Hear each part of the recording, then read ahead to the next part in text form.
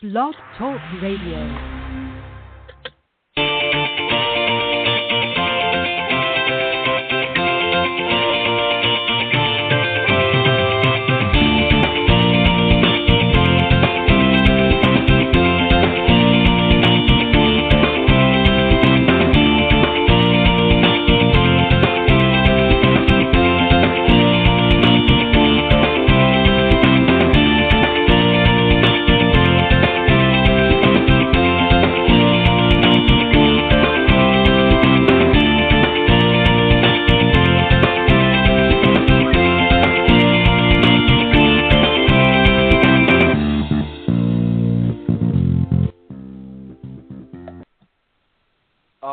Good evening, everybody, and welcome to Golf Talk Live. I'm your host, Ted Odorico, and we've got a great show for you tonight. We've got three on the Coach's Corner panel this evening, and we're going to get to them in just a moment here. But let me remind everybody that, of course, we're live on blogtalkradio.com at every Thursday at 6 p.m. Central Standard Time. We're running through till 8 p.m. And if you want during the live broadcast, you're welcome to call in at any time. You can do so by calling area code 646-716-4667. Or you can email me if you've got a question or a comment that you want to make for the program. You can do so by emailing me at ted.golftalklive@gmail.com. And, of course, if you want to get updates for the show on social media, you can follow me on Facebook, either personally, or you can follow the show at facebook.com/Golf Talk Live blog. And certainly while you're on the page, make sure you throw a few likes my way. I appreciate that. And also you can follow me on Twitter. My Twitter handle, of course, is Ted and Buck CEO. CEO is, of course, in capital letters. And also you can check out the Golf Talk Live website at www.golftalkliveblog.com. As we do every show, the first hour or so is our Coach's Corner panel. We've got a great group tonight. Of course, one of our returning champions is Mr. Lloyd Higley, teaching professional up at the Chicagoland Golf Academy.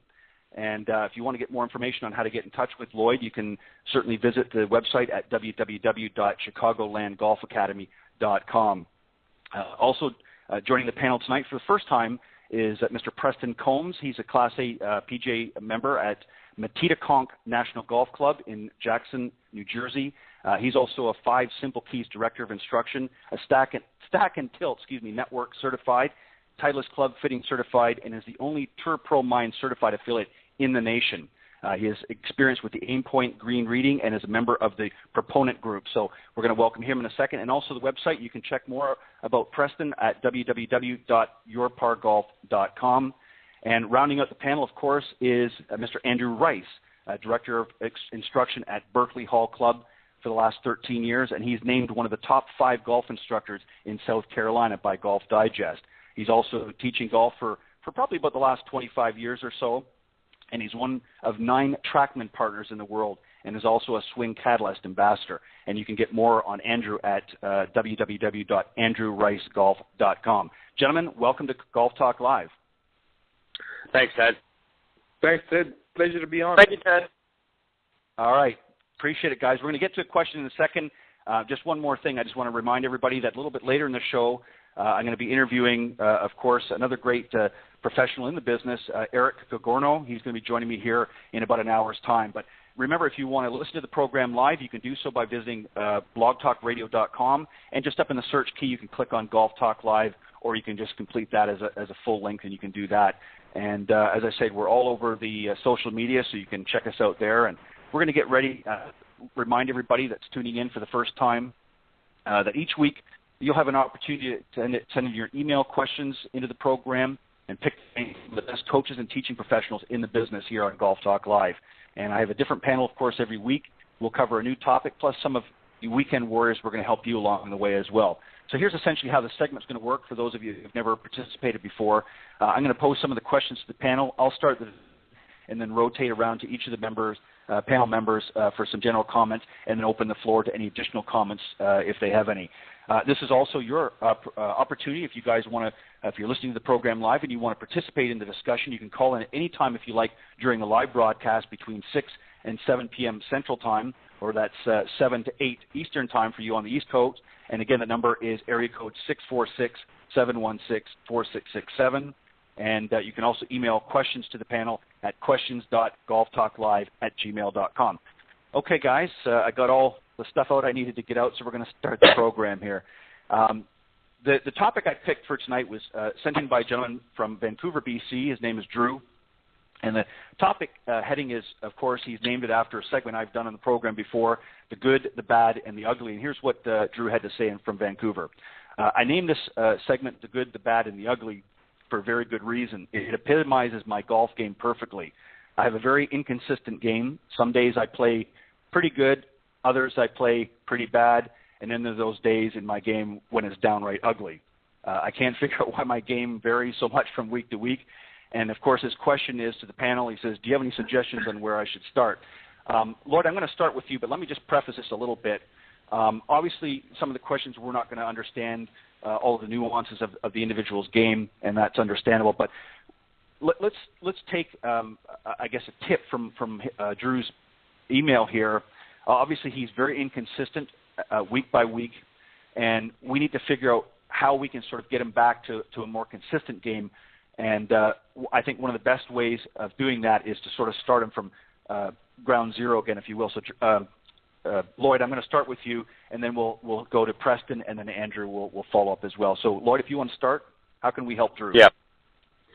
Well, anybody that's a golf instructor knows the first thing you talk to when you talk to a new student or ask them what is it that I can help you with is that the number one answer is consistency. And to be perfectly honest with you, I tell my students, never going to happen. I don't want to say it in a negative way, but everybody's looking for consistency. What he really wants to do is he wants to cut his shot dispersion down a little bit. You know, you can take a look at people on the range here, and you watch them hit 10 balls, and one ball goes low left, the next one goes a little medium right, the next one goes high right, the next one shanks off the toe, the next one goes high to the left. So their dispersion ratio out there out in space is like 180 degrees. What he wants to do is he wants to cut that down a little bit. Now, as far as consistency goes, again, without knowing his game and without going out and playing with him, you got to find out what one thing is really killing me. Am I topping the ball? Am I chunking the ball? Am I not getting off the tee? When I'm playing that bad day or when I'm having that really ugly day, what is it that's killing me? And that ugly day and that bad day probably have 2 or 3 things that are always killing you. Whether you can't hit a fairway wood off of off the fairway, well then stop hitting a fairway wood off the fairway until you can start until you can practice it and start doing it. A consistent what I try to get my students, besides working on whatever bad thing they want to get rid of or one thing that I see that really needs to be worked upon, is to boil it down to one thing at a time. Don't just go to the range and hit ball after ball after ball after ball after ball after ball. Take your time between balls. Hit balls like you're playing. Sometimes you may wait 10 minutes between a shot. Line yourself up always to a target. Practice golf like you play it. The other thing that I think helps people with consistency is get good at the short game. There's no reason why you can't go to the range and hit 50, 75 balls from 100 yards and in. Practice your chipping. I very rarely ever. I'm at one of the busiest driving ranges in America, and I can tell you that there's sometimes 100 people here hitting balls, and I never ever see anybody sitting there on the mats or on the grass practicing chipping. I never see them do that. I hardly ever see them do little 40-yard shots, 50-yard shots. I'll throw a pitch to Andrew. Pick up Andrew Rice's wedge project. Start to learn how to start to use the short game, and you'll see that when you do blow up on a hole, maybe you hit one into the woods on your drive, and you chip it out there, and you got a nice chip out there, and you get up to the green. You'll see how many times you can save a hole by being good with your short game and being good with your putting. So practice like you play, and practice your short game. Well said. Thank you, Lloyd, for that. That's some great points there. Preston, I'm going to go to you, and let's add a little bit to this. Now, obviously, a lot of the points that Lloyd covered here, I think we would all probably agree with. But let's see if we can add a little bit more here and help Drew out. Well, I think in addition to the points that Lloyd touched on, especially with the short game, and I also have Andrew's The Wedge Project, and I think it's pretty exceptional. So in addition to recommending that to all the listeners out there, I think what I'm about to talk about is applicable to all players, and that is establishing a definitive direction for their golf game. And one of the things I do through Your Par Golf is getting people to establish a tangible direction. Consistency as a broad topic is all well and fine, but perhaps deciding on a particular ball pattern that person might be interested in seeing when they play golf. I know a lot of my students are chronic slicers of the golf ball, and they would love for nothing more than to see a right-to-left ball pattern. So establishing that direction, then perhaps associating it with a tangible handicap and being able to provide evidence that someone is headed in the right direction with not only their ball striking but their short game as well is hugely important. A couple of things that I talk about with my students on a regular basis is establishing a strategy, that one single thing that they can focus on throughout the entire day. Part of the Tour Pro Mind coaching program with Greg Liberto, who used to be on the show here a couple of times, we're emphasize that one singular focus for the player during each round, establishing something such as hit my target or being 100% ready, something that student can carry on every single golf shot. And it's amazing the clarity that is brought to that student's awareness of their surroundings and their decision-making on the golf course when they have one singular strategy. As far as the physical side and the visual aspect of what they see the golf ball doing, I often talk to my students about the ceiling of limits for their abilities. And some people come to me with wanting to fix their slice, but that might not necessarily be the priority for them. Their priority might be working on consistent contact. For example, if they only hit 50% of their shots solidly, I may be able to stand there and fix their slice, but their ceiling of success is still limited to 50% because that's about how often they hit a good golf shot.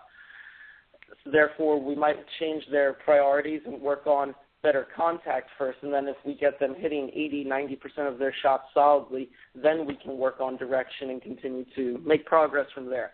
I think really prioritizing what key is going to be best for that particular student is going to be hugely helpful going forward. Right, and well said as well, Preston. Some great follow-up points.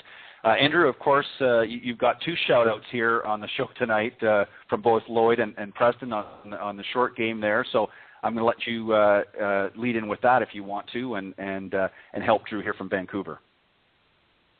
I appreciate the shout-out. Thanks very much. Drew, Good, the Bad, and the Ugly, one of my favorite Clint Eastwood movies. I love the graveyard scene. We've just got to do what we can to keep your game out of the graveyard, it sounds like. My thoughts on what Drew was looking for is really golf is a difficult game. Drew, I'm not sure what your situation in life is, but I know this, the more you practice any element of the game, the better you're going to get at it. My advice would be if you're looking to improve your consistency, you need to improve your technique. Whatever it is, whether it's chipping, pitching, driving, full swings, short game shots, you've got to improve your technique because better technique essentially makes the shot you're attempting to play easier. So anytime you're struggling with a lack of consistency, you're having to rely on timing to hit certain golf shots. And on certain days and perhaps 6, 7, 8 holes, you can get it going and things are good. As soon as that anxiety mounts or you play too well, your ability to time those shots decreases. So work towards improving your technique. And I think, a thing I heard each of the guys say is come up with a simple, singular plan. Let's try to work on one thing. And my advice would be, certainly along the technique or selecting a shot line, is pick a go-to shot and try to develop a go-to shot. If you've got a good day going, keep hitting that shot. If things are off the rails, try to work your way back towards that one go-to shot. It may not be the prettiest shot you have in your bag, but it's something that's functional. And you're looking for function. All golfers ultimately are trying to be more functional out on the golf course. So that would be my advice. Come up with a go-to shot, a direction you want to head in, work towards that, and by improving your technique, you'll be able to hit that shot more consistently. Very well said, guys.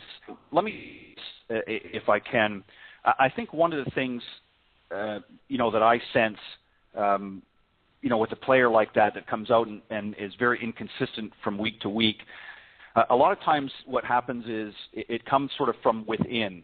A lot of times it's an internal problem as well. It's not necessarily a physical problem.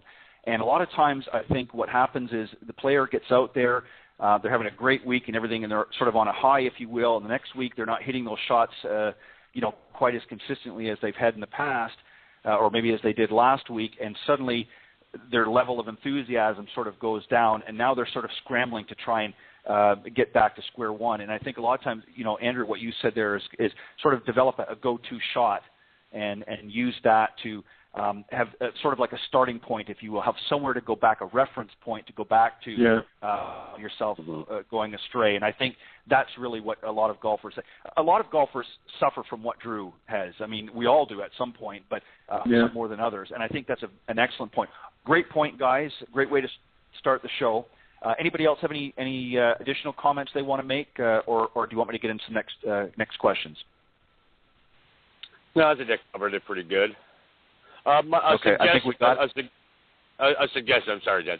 I don't know if Drew is working with a coach, but definitely finding yourself a good coach that can help you to to do what Preston said, to do what Andrew said, and to do what I said, and just an observer, a second set of eyes at the very least, somebody that can get you onto the right path, so you know. What is my go-to shot? What is that feeling that I have? What is that self-awareness that I'm able to be in the middle of a bad round and start to figure it out myself? If you can't figure it out as you're playing and you're scrambling, and all these tips that you saw on the Golf Channel, that you read the golf magazines, I must not be keeping my left arm straight, or I must be doing this, or you've got to have a singular focus, and you've got to have an ability to, between holes, as you're walking away and you're walking to the next hole, sit there and give some thought and say, you know what, I'm not feeling this. I used to feel this when I'm on the range and I'm hitting the ball good. I feel this and I'm not feeling that. Like Percy Boomer says in his book, he goes, reproduce that feeling. So there's that self-awareness of when I'm doing it right, or when my go-to shot is working and when my go-to shot is not working, and then you're able to find it a lot easier. Well said. Excellent point as well. Guys, just to keep it moving, I want to go on to the next question here. This is from Jeff from Tampa, Florida, and I'll give you a little snippet of what his scenario is here. His problem, of course, is around the greens. He often finds himself a few feet short of the green, or sometimes off to the side somewhere. And the worst shot that he seems to have difficulties with is when the pin is cut close to the front or to near the edge of the green, and he wants to try and figure out some sort of a high, soft chip or something to get it close to the hole if he can. And what his tendency right now is he either blades it or he tries to force the shot by flipping his hands through impact. And obviously, what he's looking to do is, and his question is, how do I hit sort of that high, soft chip that will land somewhere close to the hole? So I'm going to flip the order here, and Preston, we're going to start with you, and then we'll go to Andrew, and then back to Lloyd. Okay, well, the first thing I would say to Jeff is when you're looking at a short-sided situation, I think there are three elements that he needs to address. First is carries, then the trajectory, and then the spin. I don't think he should be too terribly concerned about trying to spin a particular shot around the green, depending on his handicap level. I know a lot of my higher handicappers and mid-range players, we're trying to stop the ball with the land angle in some cases, but it is very dependent on the lie. If he's coming out of the rough and he's in a more difficult situation than he would like to be in, sometimes it's best to take the most lofted wedge and hit some sort of high pitch shot with the ball slightly forward in his stance and with the shaft probably even with the club head and a slightly open face, and using that technique to help him get additional loft on the ball and help him stop it near the flagstick. More often than not, I also just offer a word of advice to the players out there that it's probably best that if you're in a difficult situation to leave yourself with maybe a 10, 15-foot putt at par, because that might be better than chipping for par still, depending on where you are on the golf course at that point in time. If we're talking about lowering scores sooner rather than later, hedging your bet and leaving yourself with a putt is always the next best option. Right, exactly. And I think it really comes down to, I think really the key thing that a lot of people lack is good course management. I think most of them are, and I can tell sometimes by some of the questions that come into the show, such as the one from Jeff here. Certainly great question, and we'd love to take any questions here, but they're looking for a specific fix sometimes without maybe understanding the full scenario or situation that they're faced with, and they're assuming, and this goes to a point that Lloyd said, a lot of times, people are looking at, and I'm not, certainly knocking any tips or things that are being offered from fellow pros, whether it be on the Golf Channel or in some of the magazines, but it may not necessarily be the best fit for that particular situation. It may be one of the options, but it may not necessarily be. So I think you have to understand what your situation is and weigh your options. Now, obviously, you're limited with time. So, Andrew, let's look at it from that perspective. Andrew, you're going to go next, and let's sort of analyze a little bit further. Is this maybe the best option for Jeff to try and hit a high soft chip, or should he be looking at maybe some other options that he can consider? Yeah, I would say it's entirely dependent on two things. First and foremost, his handicap, how he feels about these shots. Does he have to get the ball up and down? If he's an 18 handicapper and it's the third hole of an 18-hole round that he's playing, I would advise him, let's just take our regular mid-range lofted wedge and pitch it onto the green. As Preston said, leave yourself with a 15, 20-footer and go from there. We haven't damaged our score, looking at this as if it's up and down for par. We haven't damaged our score with a bogey. We don't feel bad about ourselves. We can go out and feel like we can still compete. If Jeff is a scratch handicap golfer, certainly now we've got to look into the shots and we've got to try to get it up and down. So it's very dependent on the player and their skill set. Secondly, I think the most important factor is going to be the quality of the lie. If you're in the rough and there's some cushion underneath the golf ball, it's a fairly easy shot, I would say, as long as the rough's not too long. If you're in the fairway and it's a very tight, almost softer fairway lie, now it's a very difficult shot in my opinion. I think either way, managing the attack angle. In the rough, you want the club traveling down more. Take the most lofted club you've got. Off the fairway, you want the club traveling along the ground, so more a very shallow angle of approach into the shot. There I would go with my second most lofted club and just try to hit a very simple pitch with good, clean contact. That way it's going to have some grip and have some check once it hits the green. Excellent point. Lloyd, I'm going to flip it around here, something a little bit differently. The other two have kind of raised an interesting point I think that we need to explore a little bit further. I think certainly for your lower handicap or your scratch golfers, you can be certainly more aggressive in this shot. But I think realistically for the majority of people that we're dealing with on a regular basis, they're a higher handicap individual. And I think sometimes what we have to do when you're not as a player of the ones you're seeing on TV, you have to be realistic in your game. As an example, maybe instead of trying to focus on shooting par all the time, maybe you need to put bogey in there. And I know it might be a bad word for some, but sometimes you have to take par of the equation because I think it alleviates some of the pressure. It's okay to make a bogey. If you're 18 or higher handicap player, sometimes, if the situation warrants, it's better to take a bogey than a double or a triple. So rather than taking a risky, high-risk shot, as Preston has indicated and as Andrew had said, maybe shoot for a bigger part of the green and leave yourself a 10 or 15-foot putt for par or worse if need be, as opposed to trying to be too aggressive and making what could be a par saver into a double bogey. Right. So, Lloyd, go ahead and sort of attack it from that angle. Yeah. Andrew hit it on the head too, and Preston did. Is the number one thing that I always tell my students is, number one, you got to assess the lie that you have. I mean, there's a big difference. I mean, we all know this from playing golf. You could be, 10 feet from the green and have a nice fluffy lie. You could be 10 feet from the green and you could be in a piece of like a divot that's been taken out, and you can't even get a club onto that thing. Half the ball is in the dirt there. So there's you have to assess your lie. What I like to do is like what Preston said. Go to a pitching green or a practice green somewhere and just practice controlling that tool that you have in your hand, because the club is a tool. That's all it is. It's just like the first time you picked up chopsticks and you weren't able to do it, but then after a while you start getting used to it. And now you can pick up a piece of rice with it.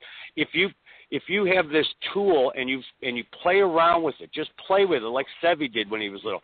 Play with that tool and start to get a feel for what happens if I put the ball in the front of my stance. What happens if I put the ball in the middle of my stance? What happens if I put the ball in the back of my stance? What happens if I open up the face of the club? What happens if I slide that club underneath like a duck landing on water, or like Andrew says, like a plane landing on water? What happens if I come down with a little bit steeper angle of attack, like a seagull going in for a fish? What happens if I bring my hands a little forward? What happens if I bring my hands up here? What happens if I flip my left wrist a little bit at it and do a little bit of a flip with it? All those type of things. What happens if I open up my stance? What happens when I close the stance? Right. How I learned that shot, I used to live right off of the practice green of a golf course, and I used to take 25 balls, and I would get to even if there wasn't a hole there, I would act like there was a hole like maybe 3 feet onto the green, and I would be 2 feet into the rough. And I would just sit there with those 25 balls and just keep playing with it and just try doing different shots. Where my hands were when I hit the ball. Were they in front? Were they in the middle? Were they kind of a little bit behind with that left wrist extending? And just play with it. And the more you play with it, the more comfortable you get with it. And again, going back to what you said, I played golf with Mr. Billy Casper one time, and we were in a sand trap on a par 3, a real tight line, a real tight pin. And, he came over to me, and I go, how, Mr. Casper? I knew kind of how to play the shot, but I wanted to talk to him and say, how, Mr. Casper, how would you play this? He goes, listen, the number one thing, get out. Get on the green. Just get out. And, again, back to what you were saying. If you're a high handicapper and you're not confident with that chip shot, just get it onto the green and take your putts and go on to the next hole. Yeah, exactly. And that's it. Yeah, and that's really the point here. Is I think a lot of times too many golfers are in their expertise, especially if they don't have the skill level as some of the tour players. The scratch golfers and the low handicap players can be, as I said earlier, a little more aggressive. But for the average player out there, the average amateur who's not getting up and down regularly, or not even getting, too many greens in regulation, they don't need to be doing a lot of these trickier shots. And it might seem like a simple shot to you and I, but to the average person, they're just going to compound their errors. And it's much like what Drew talked about earlier. That's why they're so inconsistent from week to week, is because they're trying these shots they're seeing on TV all the time, and without really practicing them very diligently, and they're going to result. Right. I want to move on to keep it going here, guys. And Andrew, we're going to start with you on this one here. This is from Alan from Phoenix, Arizona, and this is sort of the other spectrum. Alan's a little bit better player, as he indicates here. He says, I play pretty regularly and am a decent player. I don't know what his handicap is. He says, I want to take my game to another level. And here's somebody that wants, to zero on a specific shot. He said, I want to really know how to make my short game shots count. My pitch shots tend to roll off the green, and I would like to learn how to get them to hold the greens better. I've watched some of the – here we go, right up your alley here. Watched some of the pros on TV hit their pitch shot where it will take one hop on the green and sort of check up. Can you give me any tips on how to do that? So, Andrew, you're one of the short game gurus here, so help us out here. Alan from Phoenix wants to know how he can hold those greens a little bit better. Okay, Alan, I've actually been talking a lot about this the last few days, and I think first and foremost we've got to start off with equipment. You need a professional-grade wedge or set of wedges. I don't want you to have a wedge that's an extension of your set. In other words, you've got the 7, 8, 9 pitch sand wedge. You want to get a professional-grade scoring-type set of wedges. You've got to play with a premium golf ball. you've got to make sure that you keep that wedge nice and clean. A wet towel is the way to go. And then from there, you need a shallow strike where you've got a wide bottom to the arc, almost where the club is running along the ground. If you can strike the ball cleanly on the face and not involve any grass between the face and the golf ball, I would say that you're going to hit lower, more spinny pitch shots with heightened ability to control the shots than before. Good equipment, quality golf ball, nice, clean, shallow strike on the ball, and from there, really, it happens. It happens. You're going to be able to hit lower, more controllable, spinny shots that are going to take that one hop and stop next to the pin. Yeah, this is something, this is kind of an interesting question because this is something for as long back as I can remember, and I can remember back quite a ways. This is kind of the bread and butter shot that a lot of pros have had for so many years, where they're able to stop it literally on a dime on the green. And the average, especially the high handicappers, of course, have never sort of been able to do this successfully. So one of the things that we want to do, particular question, and Vaughn, and by the way, Andrew wants to this question. Preston, I want you to approach this from a slightly different angle. We certainly want to help Alan with this question, but what we want to do is talk a little bit about as well some of the mistakes that the average golfer makes in trying to hit a shot like this. Some of the most common errors that I've seen in a person trying to create more spin on the golf ball is not properly controlling the release rates of their wrist. They tend to flip at the golf ball in an effort to try to get some more loft on it, or the common misconception that hitting down on the golf ball more creates more spin, when in actuality that just lowers the launch or the trajectory that the ball's taking off. I think as a better player, Alan sounds like he might be at a point where he needs to start building in a system that allows him to be creative with predictable results around the greens, being able to adjust his setup, his face angle, and the direction the club's traveling and how it's interacting with the turf and the ball in order to generate the most spin. I know out on the West Coast, Mario Bevilacqua and Jeff Smith at the Scoring Academy at TPC Summerlin in Las Vegas. Alan, if you can get out there and see those guys, they're fantastic, and I highly recommend a lot of their information. And I think that'll be help with the end result that you're looking for. But again, players, for the rest of the listening audience out there, I think a lot of them need to be more conscious of their setup. Playing the ball back in your stance and hitting down more isn't going to necessarily generate more spin. So a lot of us out there with an active internet presence can definitely help in that department, and hopefully have people getting the ball up and down more often. Excellent, great comments, and thank you for your input, Preston. Lloyd, I'm going to let you chime in here as well on this one. Lloyd, let's again put a little further twist onto this. Alan's general thing is he's a good player, or a decent player, anyways, but he wants to really sort of take that short game to another level.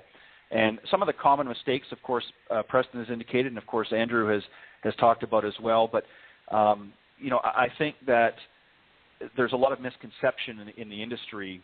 For the average golfer out there, they're getting too much information. So how do we simplify the process, and what are some things that any player, whether it's Alan or anybody else, needs to do to become a better, consistent wedge player?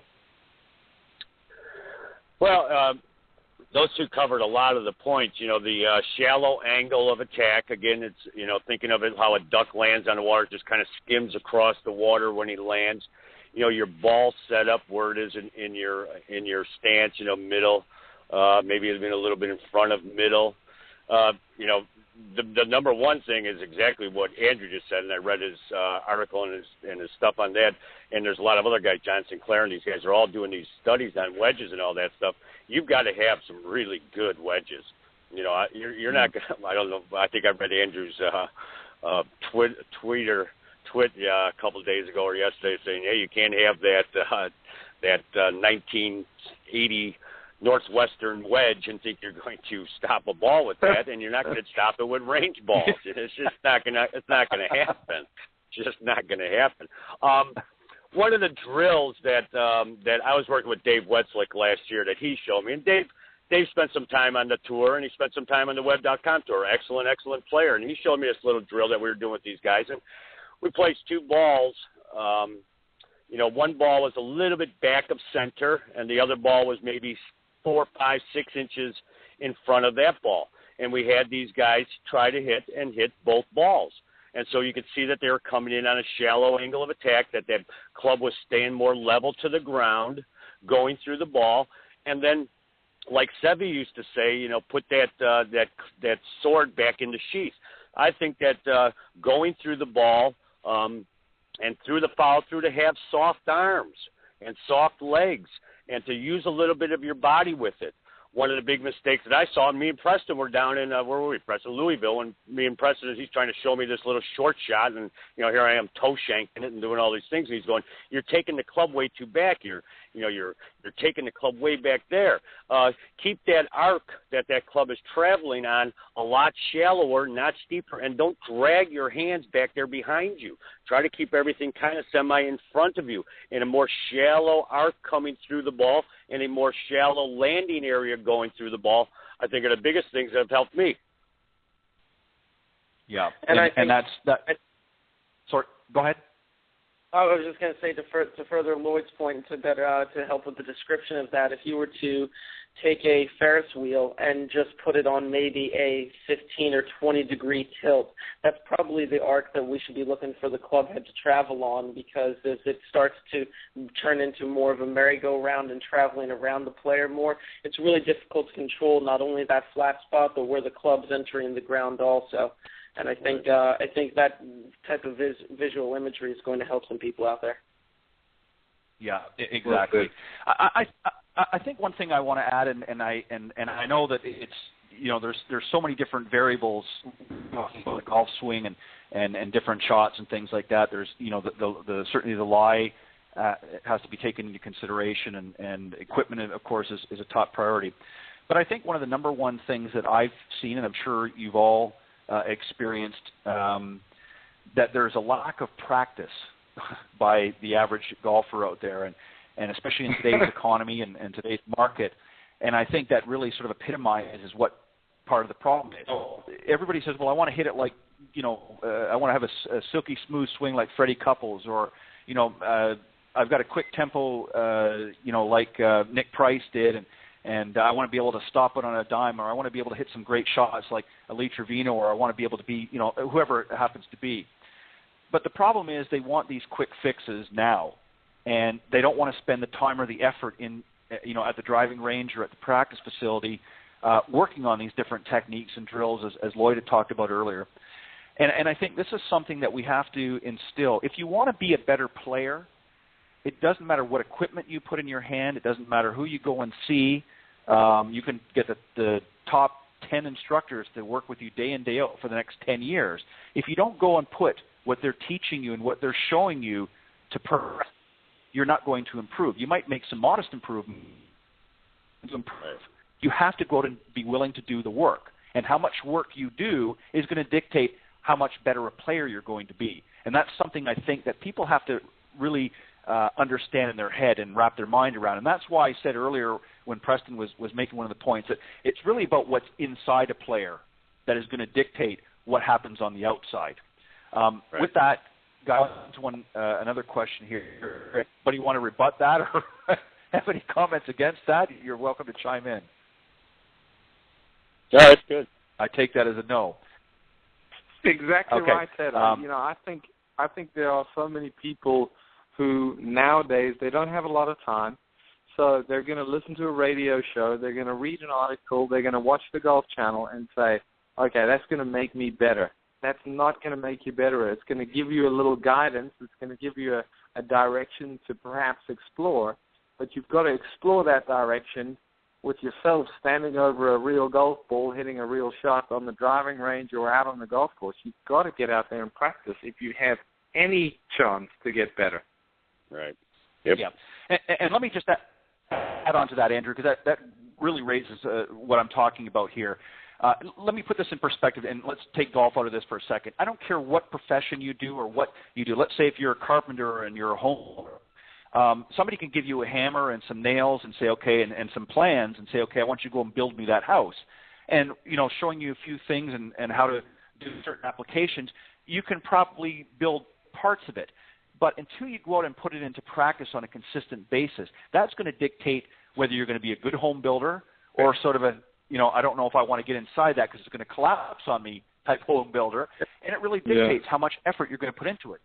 And I think that's really what we're – and as much as, I enjoy doing this program and doing the panel discussions and things like that, the responses that we're giving here tonight and other nights is not a quick fix. What we're trying to do here is give you the tools that you can take and use this and to become a better golfer. But it's not a quick fix. And if that's what you're looking for, you're not going to get it, whether you listen here or watch the Golf Channel or go to a PGA or LPGA event. You have to put it into practice. All right, let's go on this one. This one here is a really good question from Tony out in San Francisco. Very, very straight to the point. But and Andrew, I'm not picking on you, my good man, but I want to start with you since the other two threw you under the bus and said you're the wedge man here. Tony says, I have a real difficult time with my wedge game, controlling distances here. Can you give me some tips on, now obviously this is straight out of, I'm sure, out of a golf magazine, he's picking this one up. He says, can you give me some tips on how to hit the ball 50, 75, and 100 yards? So distance control is an issue for him. So let's break it down a little bit. Let's start with a very simple explanation first, and then we'll, as we progress through each of the panel here, we'll get a little bit more involved. But Andrew, you start us off here, okay? Okay. First off, the reason he's having trouble controlling the distance is because he's having trouble with the consistency of the strike. When the question came from Tony, I think when Tony gets on a putting green and he has a 20-foot putt, a 40-foot putt, and a 30-foot putt, I think he does just fine with his ability to gauge the distance. I think if Tony shoots a basketball, he has no problem gauging the distance. The reason why he's struggling to judge the distance is because there's a problem with the quality of the hit. But as soon as you can understand that and start to clean up the quality of the strike by shallowing out the angle of attack, understanding how you want that club to the sole of the club to interact with the ground, now all of a sudden distance control becomes so much easier. First and foremost, clean up the strike, and once you can do that, trust me, everybody I've ever taught has a fine ability to gauge distance. A little bit of practice certainly isn't going to hurt, but your ability is fine. Yep. Perfect. That's a great answer. Preston, I was to you next. We're putting you back under the bus here and let you go next, and then Lloyd, I'm going to finish off with you. Yep. Well, I'm going to take it one step further for Tony and build on what Andrew said. Let's assume the strike is clean once he's gotten to that point and he has established consistent contact. A couple things that I think he needs to look at is the dynamic loft that's presented to the golf ball when he's striking it. How much is that shaft leaning forward at the golf ball or maybe even leaning back when he's striking the golf ball? And I think he needs to look at those, study that portion and how his ability to control trajectory, because that's going to have a lot to do with his ability to control the distance. If Tony happens to be a mid-range handicap player, maybe between 10 and 16, he might consider just changing clubs. We, as players, often forget there are 14 clubs in the bag, and I don't need to necessarily use the same one to hit a lot of different shots from inside of 100 yards. I could have my stock shot with my 52 degree. One swing goes 100 yards. I could switch to a sand wedge, make the same swing, and have it go 75 yards. I think experimenting with those with that philosophy and that mindset to help bring a baseline model and a little bit more consistency to what he's doing is going to be essential. He'll have an established direction with a predictable result if he were to just, for example, just vary the clubs he's using in the bag. Right, and you know, that brings up a great point as well. I remember, years ago when I'm sure we've all seen Jack Nicklaus's Golf My Way, and he talks about the very thing. He had every club in his bag. He took the same swing for each club. They, of course, went different distances. And I think sometimes, too many golfers out there try to get cute, if you will, with the shot. They try to finesse it, and it just brings in a whole myriad of things. I think what Andrew said, making clean contact when you're doing that, then we can work on the distances, Nat, because if you're not making a solid strike on a regular basis, you're not going to be, a consistent player, and you're certainly not going to be able to judge and gauge your distances that way. And Preston, you certainly followed up with some great points as well. Lloyd, I'm going to let you cap this one out as well. I think to get specifically on how to hit specific yardages, I don't think this is something that, as I said a few moments ago, Tony, you're going to have to go out to the range and you're going to have to work on these things. And instead of your driver every time, you need to pull out your wedges and work on that aspect a little bit. But right. Lloyd, if you want to give him a little bit of help on this, what would you do if you had him? Well, it's to exactly what Andrew and Preston both said, that there are different clubs in your bag. There's no reason why you can't learn a little bump and run for a 40-yard shot, especially if there's nothing in front of you. No reason why you can't take a little 8-iron, 9-iron, and take it back to a certain length in your swing. Say if you got a clock behind you, or, you figure you're taking it back to 7 o'clock, 8 o'clock, or 9 o'clock with your backswing and taking it through that same distance. So I like to get my players to play with at least 3 clubs in their bag and have 3 different length backswings. And it's easy to say a backswing, and it's hard to put into teach somebody how much force or how much and I hate to use force, but how much acceleration am I putting onto it versus acceleration with another club. To get 3 different clubs with 3 different backswings to go 9 different yardages is one of the best things that I like to do. I sit here at the range here, and I'm looking at it right now. We got a flag that's 60 yards away, and I'll sit there with my students sometimes, and I'll hit a little flop that lands soft, like a butterfly with sore feet, lands there like that. Then I'll say, hey, you know what? I could take my 9-iron right here. I'm going to chip one, give a nice little chip bump and run, and I'm going to land it about halfway and let it roll up there. And then I'm going to take my lob wedge, and I'm going to hit one super high up in the air. I'm a firm believer in self-awareness, of being aware of what your body is doing it as you're doing it, as you're doing your practice swings. And I like to take 5 practice swings without a ball there, just working on my technique. And then the moment I get a ball there, see if I can reap a swing. So I would say taking the club back to where maybe your left arm would be pointing down to like 7:30. And then where your left arm is at 8 o'clock. And then when your left arm is down at, maybe 12 inches behind the ball and 12 inches in front of the ball, and see which club gets you different distances.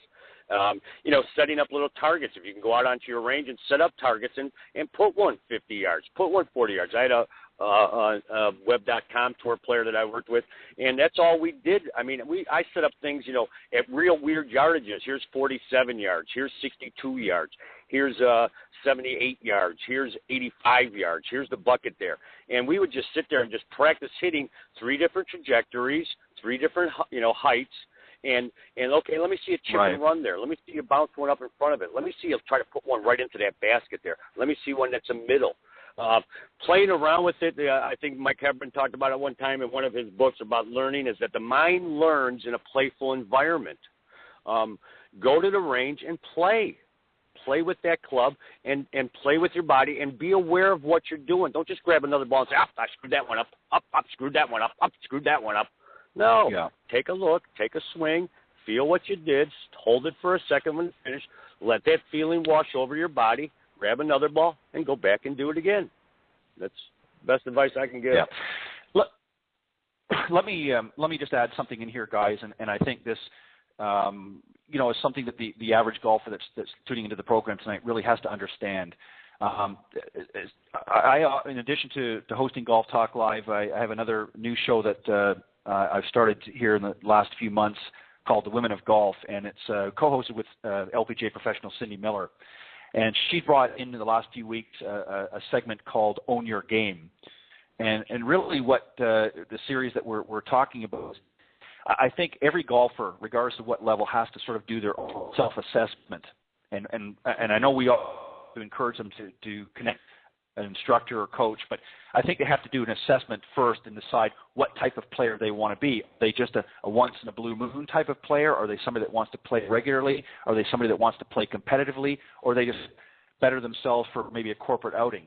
They need to make that assessment first and decide, and that's going to dictate the level of play that they're going to. If somebody's going out there once every 3 or 4 weeks and expects to be breaking par, that's not realistic. On the other hand, if somebody's going to go out and put the time and effort into that, and play on a consistent, regular basis, then they're going to be able to handle more instruction and be able to handle more drills and things like that. But I think people have to understand what type of golfer, what am I willing to commit to before I go any further than that, because we can give them all the advice that they want, but if they're not going to make that assessment first of what type of player they want to be, a weekend warrior or somebody who wants to really take their game to another level, until they make that decision in their own mind, there's really no point in them, and I don't want to discourage anybody from going and meeting with an instructor or coach, but I think that they have to understand that first. And this is something that her and I have talked about on the other show for the last few weeks, is really people having their own sort of self-assessment as to what type of player they want to be. And then once they've made that decision, then they can sort of tailor where things go from there. Any thoughts or comments on that from anybody?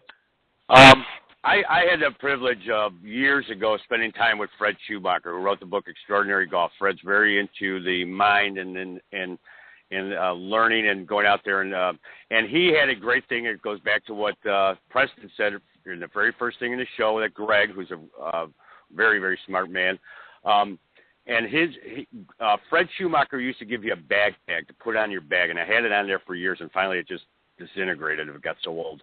And the bag tag said, "What is your commitment today?" And what it was, is this a day of playing golf with my buddies, to just go out and have fun?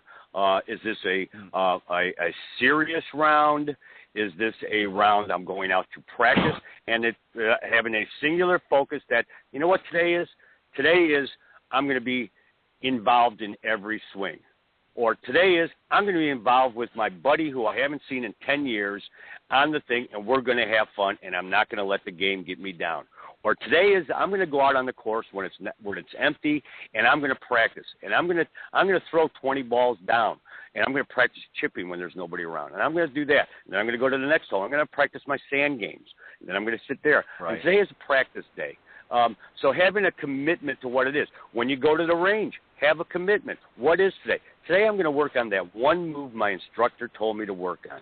And that's all I'm going to worry about. I'm not going to worry about where the ball goes. Or today I'm going to work on my 40-yard shot, my 60-yard shot, my 80-yard shot. And that goes back to what you were just saying. What is your commitment for today? Yeah, and you have to, as I've said many times, you have to practice with purpose. Preston, I want to move on to another question here as we're winding up some time here. This is from Sandy from Raleigh, North Carolina, and her question is really somewhat unique. She says, I would like to ask the panel a question about when the ball is sitting in different types of lies. So in other words, maybe it's sitting up as a traditional shot, maybe it's a little in some thicker rough, or maybe it's buried in a bunker. So he wants to know, do you need to set up differently for each shot, and if so, why? So Preston, let's start with you. If a golfer has a variety of different types of lies, let's give some examples and how we might want to set up a little bit differently for each of the shots. So let's say as an example, if you're, we'll use a 7-iron as an example for this shot here. Let's say you're 150 yards from the green. You've got a pretty good lie. How would we set up to hit just a standard shot to the green? If we're looking at a 7-iron from 150 yards and it's a good clean line, the fairway, Ball position is a place I like to start with because that has a lot to do with where the bottom of the swing is going to occur. I like to suggest to people to keep the ball position relative to the buttons on their shirt or the zipper on their jacket or vest. If we were, for example, set up inconsistently with our feet and the stance may be a little bit narrower or a little bit wider or a foot out of position from where it usually is, the center of our stance based on our feet can change. But the center of the buttons on the shirt is always a pretty safe spot to start for that type of shot. And then as you look at different situations, such as, ball above your feet or below your feet, for example, there are going to be changes necessary in setup because the ball above or below your feet has an impact on the direction the club face is pointed and consequently the ball flight. And I'll leave a couple of the other guys here to expand on that. Okay. Andrew, Sandy wants to understand why she needs to set up, if at all, for different types of lies. So let's take that same sort of scenario. But this time we're going to put the ball maybe sitting in a little deeper rough, maybe the same distance, but she's not hit the ball in the fairway, so it's over in the rough somewhere. She needs to set up a little bit differently for that type of shot. Explain what she needs to do first off, and then explain why she needs to do that. So the way I would approach it is try to get her to alter where her weight is at address. I would like to see a fairly consistent ball position.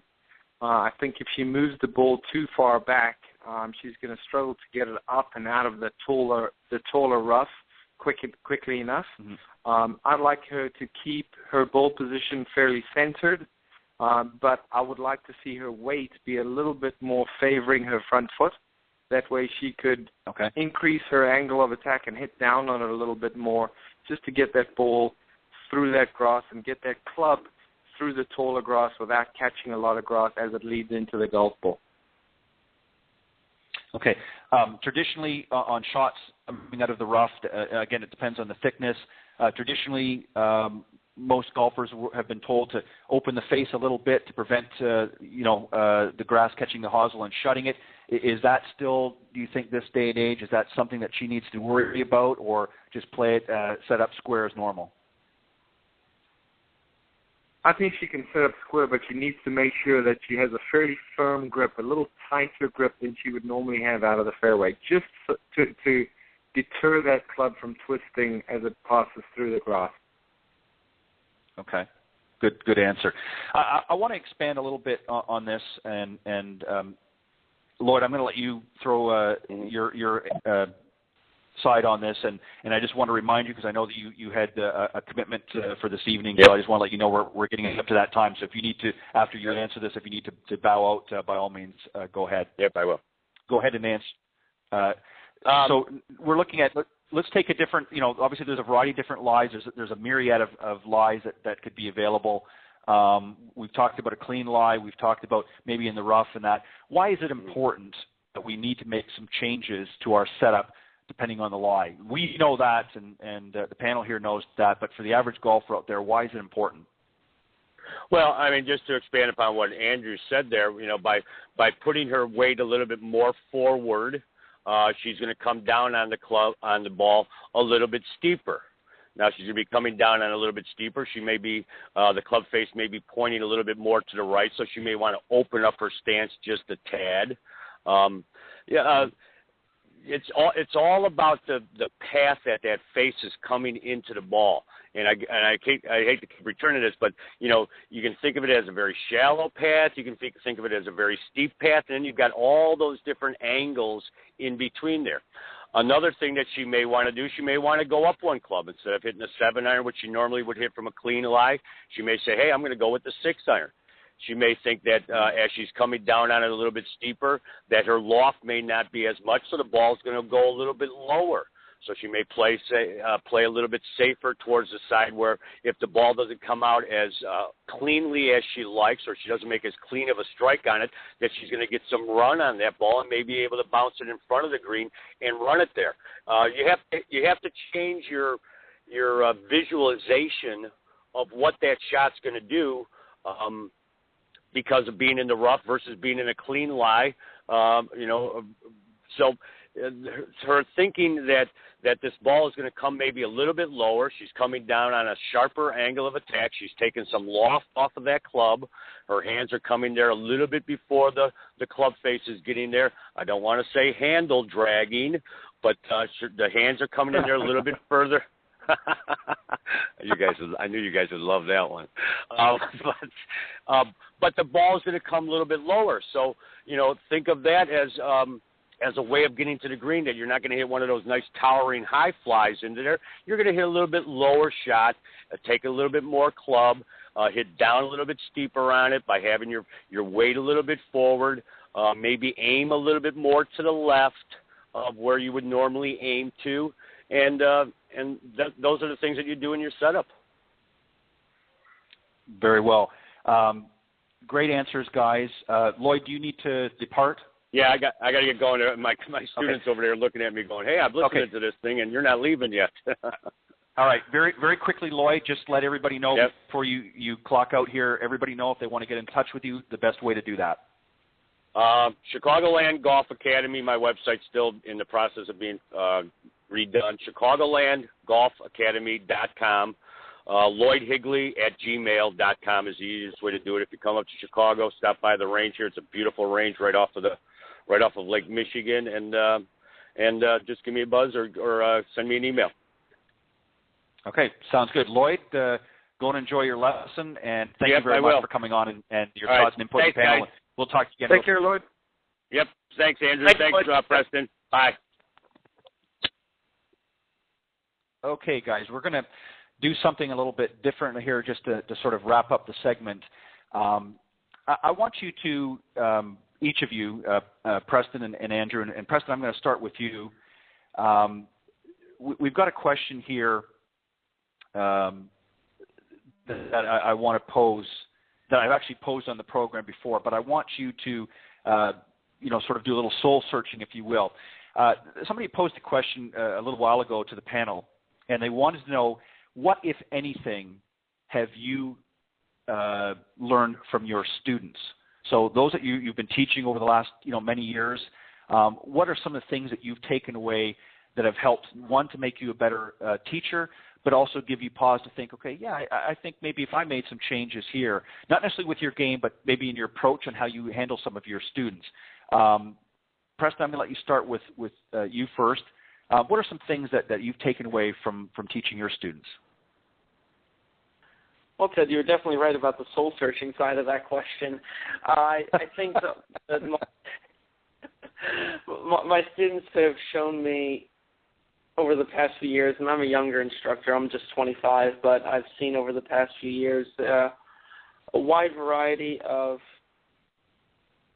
means of learning and patience, from patience levels to people that are more visual-based to people that rely on just tell me how to do it and I'll go ahead and do it. I don't want any additional information.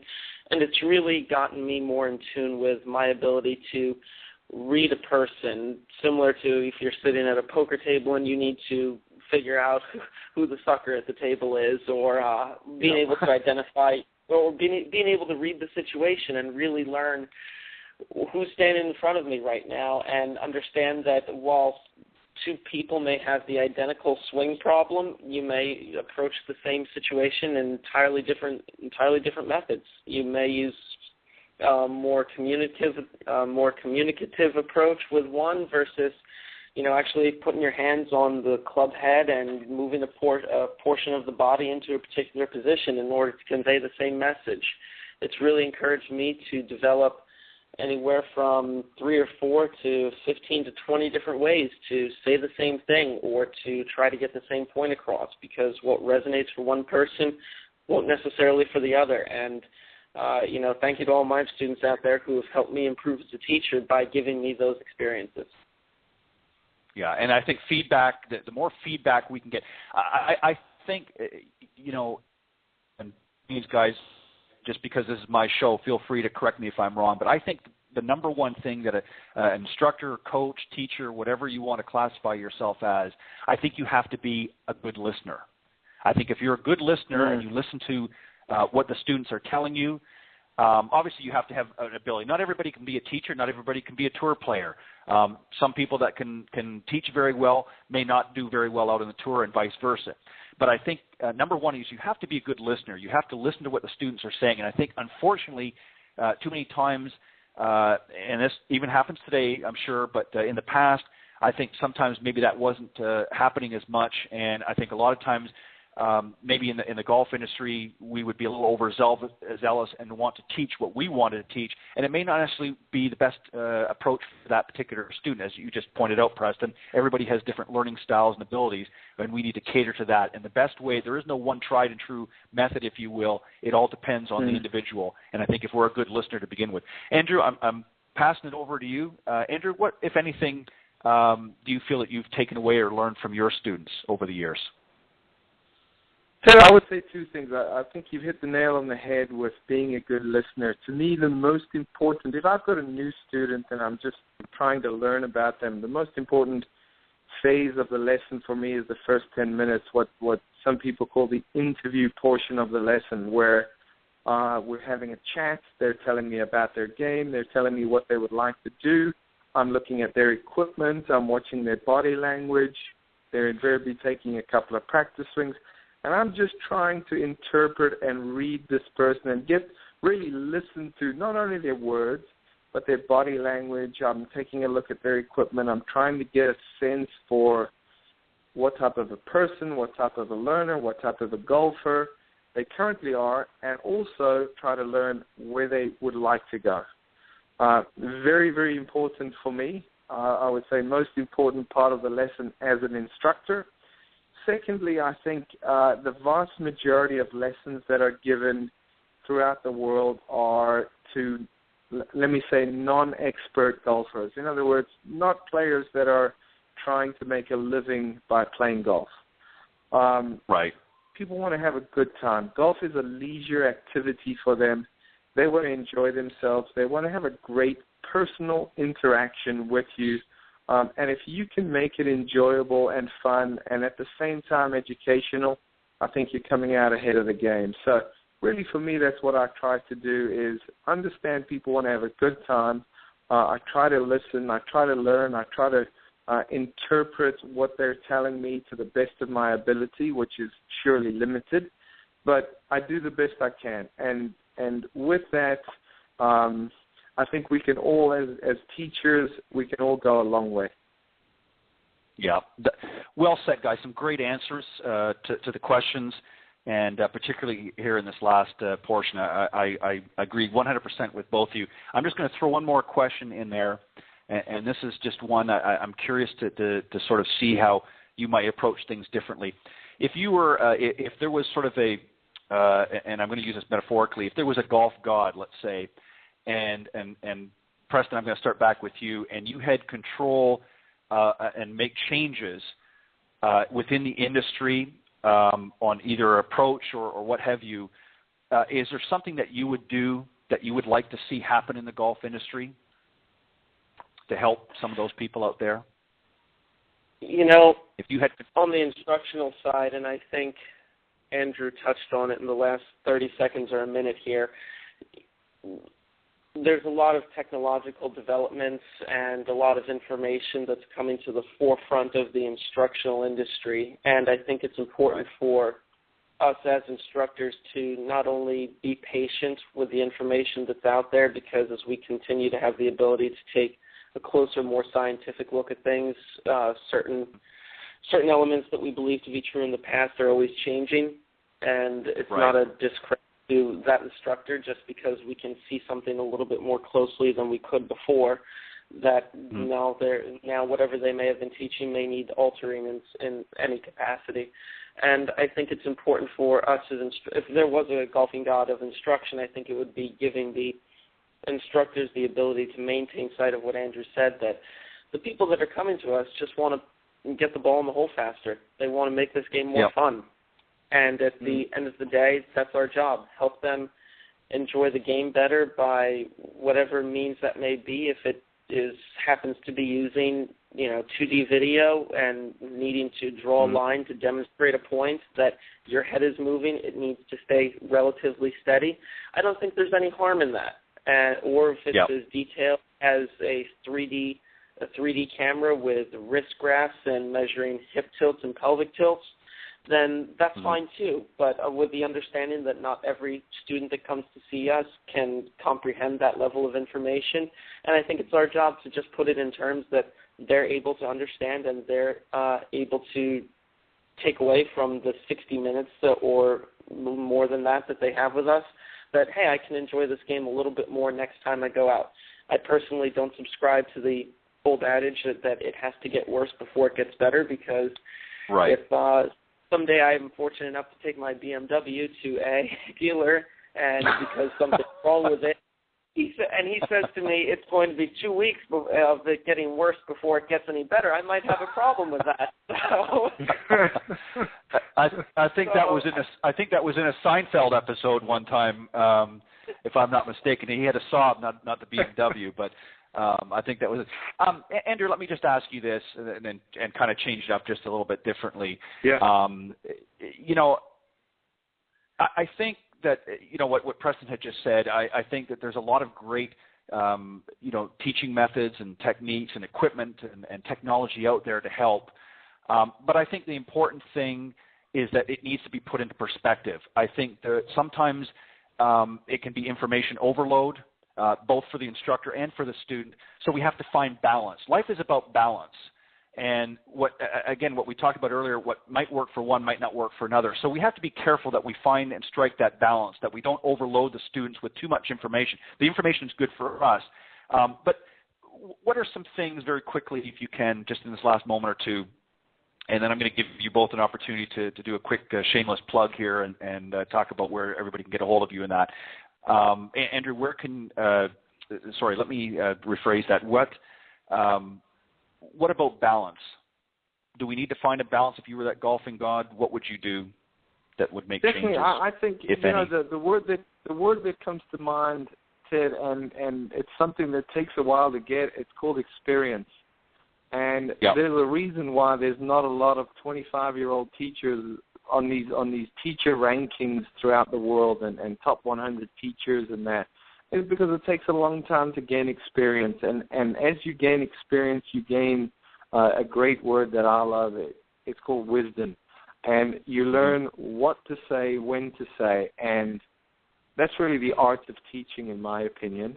We can have all the knowledge in the world, but if we don't know when to apply that knowledge in the right amount, it's not going to do us any good, really. So how can I, as an instructor, become a better communicator, a better reader, interpreter of people and their actions, and how can I use that wisdom, that experience, to be able to say just the right thing at just the right time? Yeah. Well said. Great way to end the Coach's Corner segment. Andrew, thank you, both to you, Andrew Rice, and to Preston Combs. And Preston, I'm going to let you go first if you want to give a quick plug, both for your course and for anything else that you want to let the listeners know if they want to get a hold of you or some things that maybe you're working on here. Definitely, thank you. I'm at Metedeconk National Golf Club in Jackson, New Jersey. Voted one of the top 50 private practice facilities by Golf Range Association of America. So very fortunate to be here and hopefully extend the opportunity to some of the listeners out there to visit our facility and improve their golf games. You can visit my website at www.yourpargolf.com. New website that's up and coming. It's live and ready to go with a handful of instructional articles and some of the cool events that we run here at Metedeconk. Also, through there you can reach me with the club phone number or my email address, PCOMBS, that's pcombs@pga.com, and look forward to seeing some of you out here at Metedeconk soon. Well said. And Andrew? Ted, I would just like to tell anybody and everybody, if they're in the northeastern United States of America, Preston Combs, the young up-and-coming stud of teaching, he can't do enough to learn. He can't do enough to gain more experience and get better. Top-notch man. If anyone's looking to reach me, you can find me at www.andrewricegolf.com. If you're interested in the Wedge Project, you'll find it there easily. My email is listed. If you happen to be in the southeastern U.S. and you're looking for some golf help, we'd be happy to help out.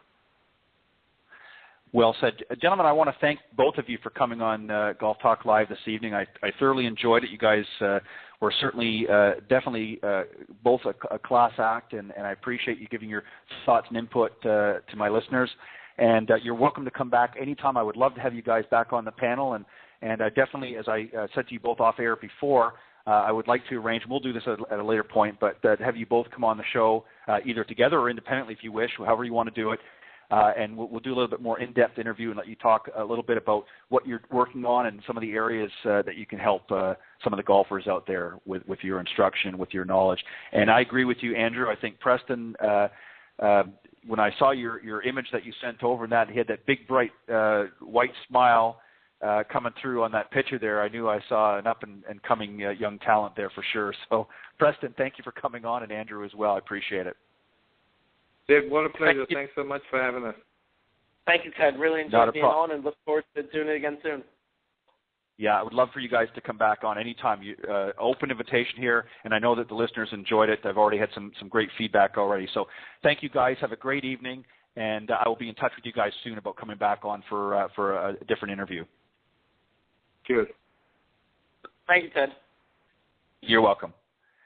Okay, just to recap real quick, that was our Coach's Corner panel tonight. We had Lloyd Higley, teacher professional up at Chicagoland Golf Academy.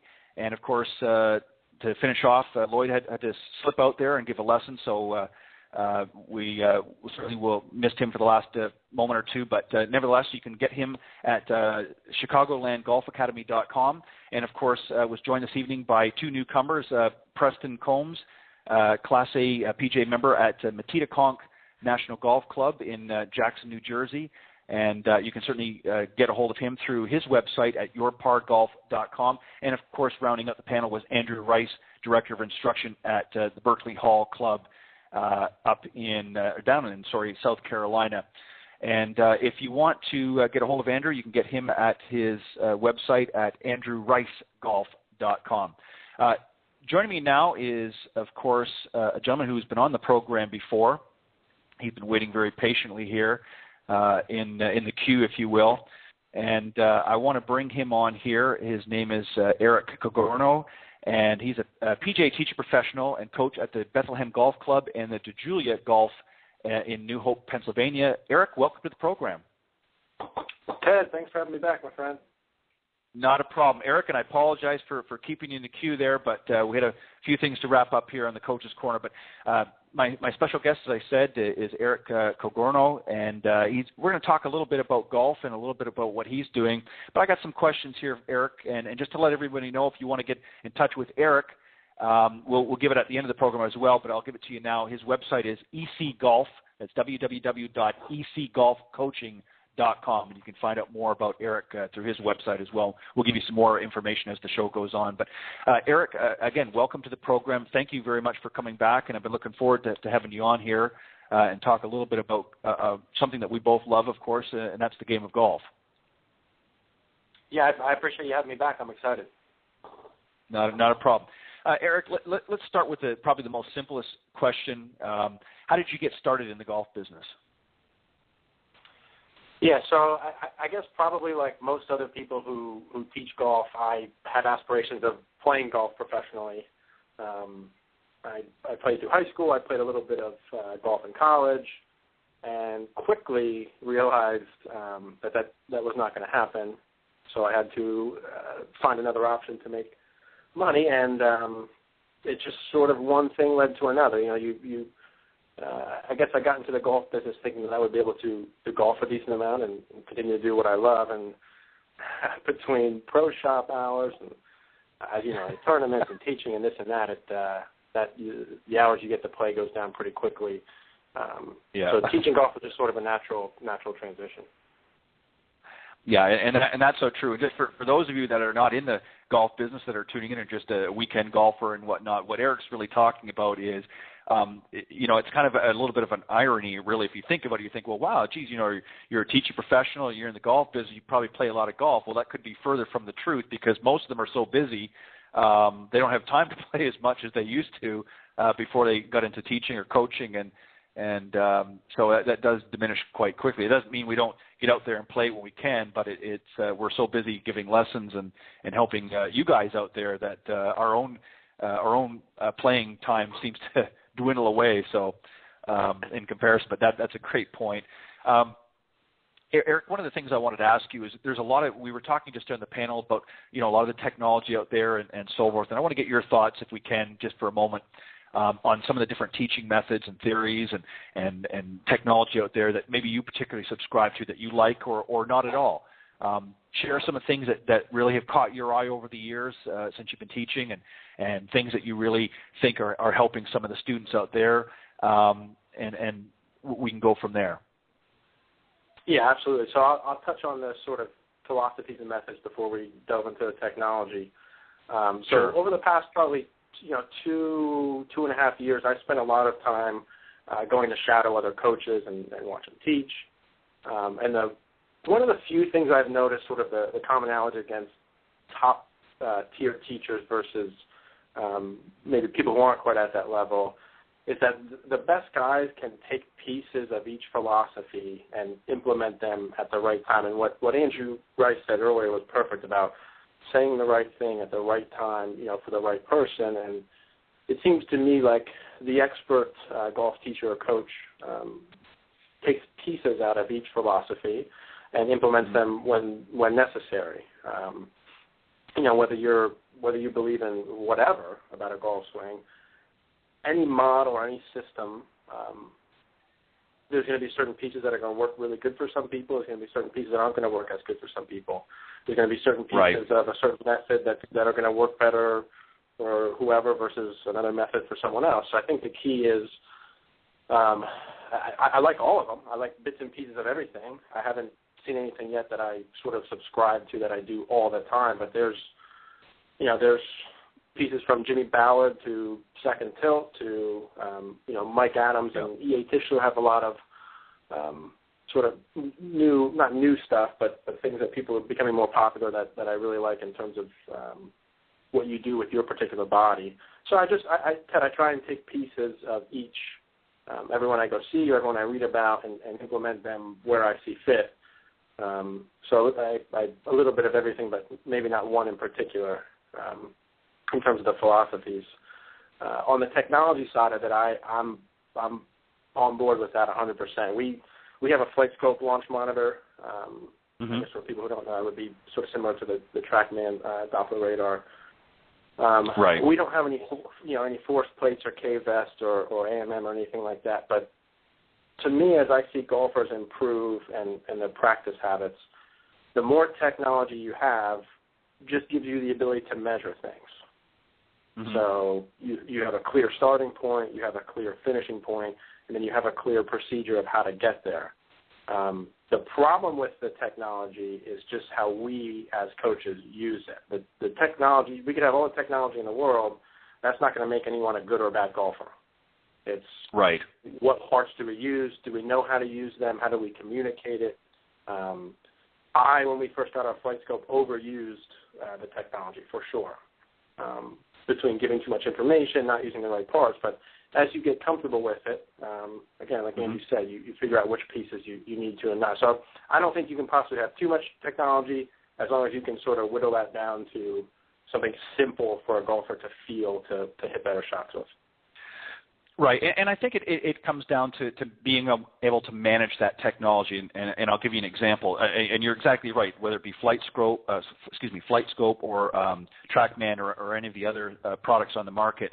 When I was down at the PGA show this past January, I saw a lot of great new products out there, and K-Vest is there, and a lot of the other ones that were there, and I think they all have a place and purpose in the market. I think though. One of the things, and you raised this, and of course Andrew talked about this, is we have to learn when to put this in perspective and when it's time to take that little piece of technology and use it properly. And I think sometimes we can overwhelm the student with too much of that information and just make the matters more confusing. So I think what we have to, and you're right, when you're talking about some of the top-tiered instructors out there, they're able to extrapolate some of those bits and pieces, if you will, and know when to use it.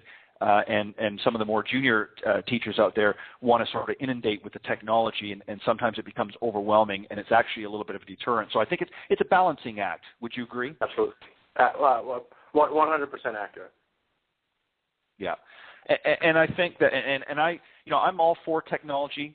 I think it's great, and I think that the more information as instructors that we can arm ourselves with, the better that we're going to be. The more information that we can and understand the different, whether it be methods or theories, because there's a lot of great ones out there, but there is no one perfect, despite what some may claim, there is no one perfect theory or method. I think it depends on the individual student that's taking the lesson. This theory or method over here might work, or this particular equipment might be beneficial to the student, or it may not. So again, we have to sort of marry the two, if you will. And I think that comes, as Andrew had indicated, I think that comes with experience. The more experienced an instructor or coach becomes, the more apt they're going to understand that difference. Let me ask you, just to put things in perspective here, if you had and I know you have this many times, but just so that listeners can understand how a coach's mind works, you have a student walking into your facility today. What are some of the first things that you would do to encourage him or her, first off, to work with you? And also, what approach would you take to sort of do an assessment on them? What are some of the things that you would do when a new student walks into your facility? Yeah, so if someone comes in sort of for the first time or we're meeting for the first time, there's a lot more talking, getting to know each other. I have sort of a generic list of questions that I make sure I cover. I sort of just go from there. So we'll talk based on the conversation. I like to find out more about them. What do they like to do? Past experiences. I take some sort of body measurements and things along the way. But it's more just getting to know, sitting down and talking. I often put it to if I went in and wanted to take a lesson for something I didn't know about, I would want to feel comfortable with who I'm working with first and foremost before I even have a cup in my hand. So it's a lot of that. I take some body assessments. I can, and as you know, I mean, within the first couple minutes of talking to someone, and as I teach more and more, I can get a better feel for how they are, sort of how I need to talk to them, what they, how they communicate. You can get a sense on someone pretty quickly. So that's more of what I'm trying to get a feel for before we start even swinging a club and talking about anything like that. Obviously, I'm asking about previous sports that they might have played, physical injuries, limitations. That sort of thing is where I typically start.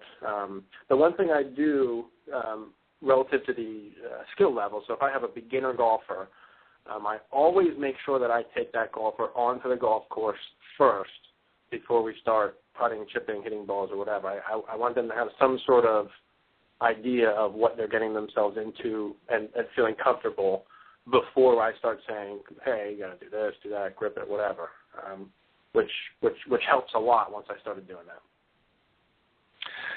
Right, and I think that the fundamental really purpose of that initial meeting is to open up a new relationship, really, if you will, because that's really what it boils down to.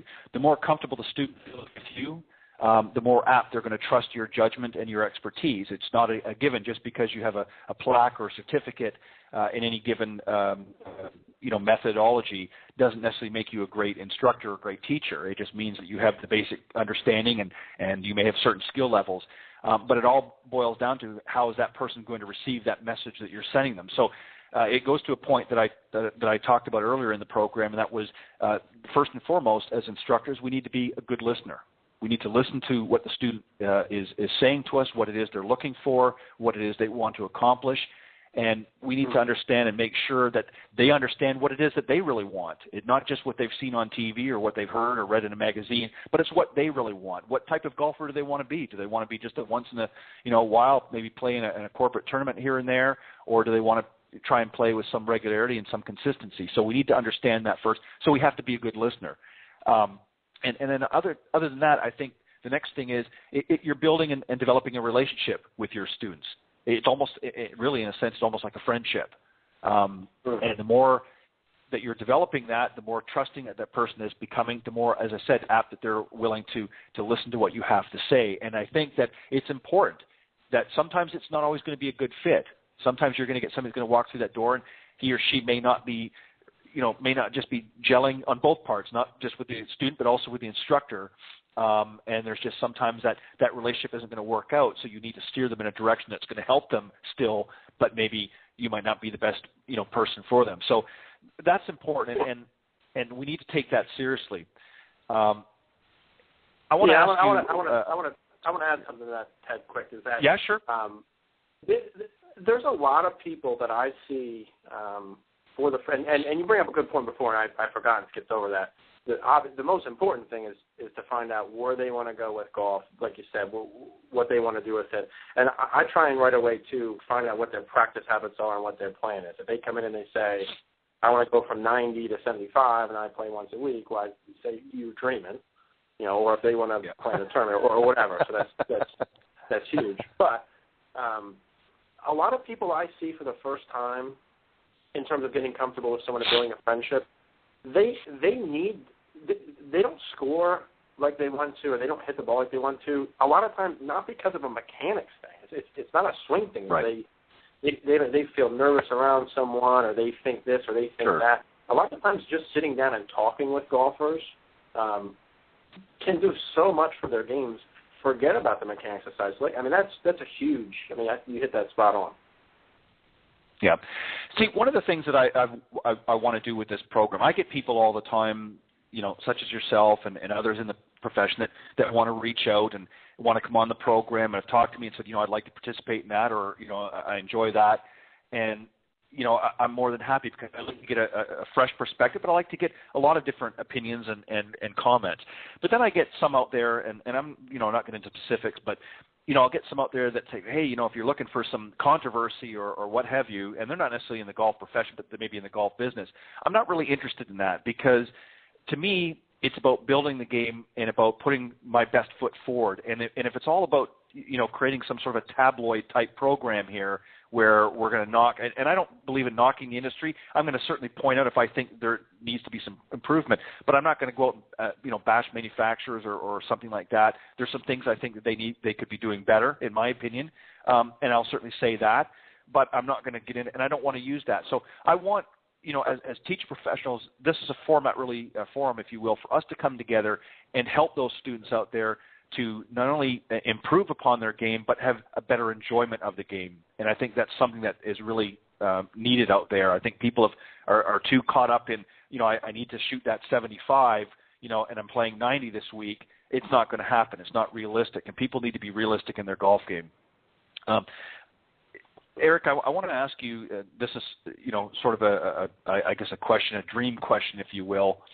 If you had your pick of any golfer in the world, past or present, to work with, who would it be and why? Oh, it would be Tiger Woods, for a multitude of reasons. Tiger, for me, in my generation, I'm 25, so I haven't never seen Nicklaus play or Norman play or Hogan or whatever. So I grew up in the Tiger era. I would love to have a chance to work with someone like that for so many reasons. I guess the negative to that would be, well, negative and positive depending on how you look at it. Obviously, business-wise, that would be a dream scenario. But outside of that, I think just to watch him, to get a chance to be up close and personal with someone who has that sort of skill level and talent and ability, just to be able to watch. Think about hanging out with Tiger, because how much teaching? Let's assume he didn't want to make a big swing change. How much teaching are you doing for Tiger Woods at this point? Right. You're doing a little coaching, this, that, whatever. But think about being around him for a couple of years, firsthand, getting to see how he practices, how he goes about doing everything. That would be invaluable for me or anyone else to use to coach other people. That would be a dream scenario. Yeah, and that's a great answer, and I expected that it would be Tiger, and I would probably feel the same. I think Tiger would be an interesting. Not that there isn't others from the past that I would like to. I certainly would love to work with somebody like Jack Nicklaus, of course, but I think Tiger brings a unique perspective to the game. Tiger is obviously a very hard worker. You know that when he shows up, he's going to be giving, as he puts it, his A game, and that's something as a coach or an instructor, you want to make sure that person's bringing the best that they can on any given day. And even in his worst days, he's still going to bring better than most people out there. I think what makes, I think somebody in Tiger's, of Tiger's caliber, rather, you're not going to teach Tiger necessarily anything new. I think Tiger's been around the game long enough and has studied the game long enough as far as swing changes and things like that. Really, there's I could be wrong, but I see really two functions. One, a set of eyes. Not that Tiger can't use his own, but you're obviously going to be able to see things that Tiger can't see. He may feel certain things, but you're going to be able to visually see and point out things. But also to really get inside of the person. Sometimes even a player as good as Tiger gets things going on inside. It needs clarity. It needs to have the inside sort of calm down, if you will. And I think that's where getting into a player's head sometimes can be beneficial. Can also be a detriment too, depending on how far you go. There's really not a lot any teacher at this point, I don't think, can teach Tiger as far as his golf swing is concerned. But I think there are certain ways that through different techniques and abilities, and I think it's more, there might be changes as Tiger gets older that he may have to make adjustments. But I don't think there's any true tried and true methods that you're going to teach Tiger at this point. But it would be certainly an interesting person. I think you would benefit more, anybody would benefit more from Tiger than the other way around at this point. Oh, I think the whoever coaches Tiger, and we've seen this in the past, a big part of getting a big name in coaching is, forget about a big part, almost all the part of getting a big name in coaching is who you coach. If you get a couple of good guys and you get a guy like Tiger Woods overnight, how many people knew Sean Foley 3 years ago? How many people know Sean Foley now? So it's almost an overnight celebrity type of deal. But the other thing with Tiger that would be fun, like you said, would be the challenge involved with it. Like, can you get him to be better?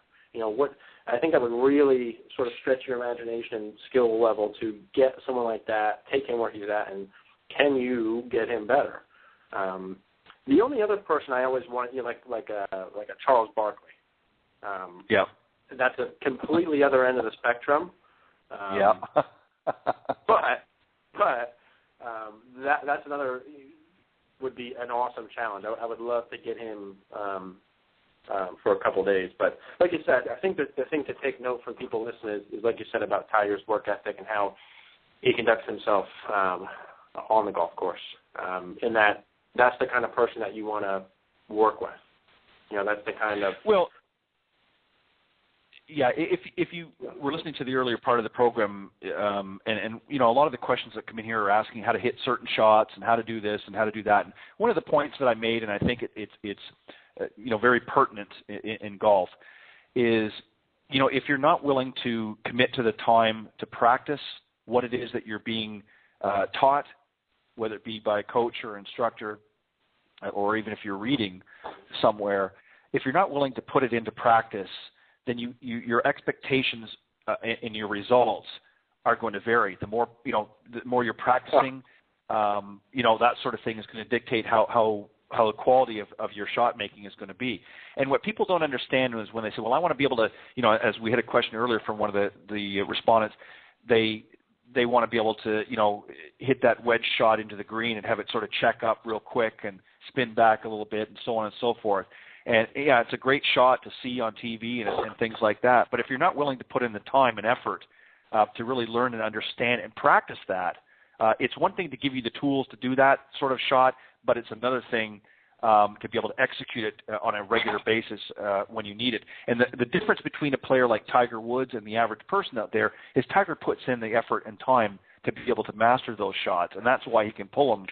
It's not a matter of 14 clubs in the bag. He's got a multitude of shots in his bag that he can pull it at any time.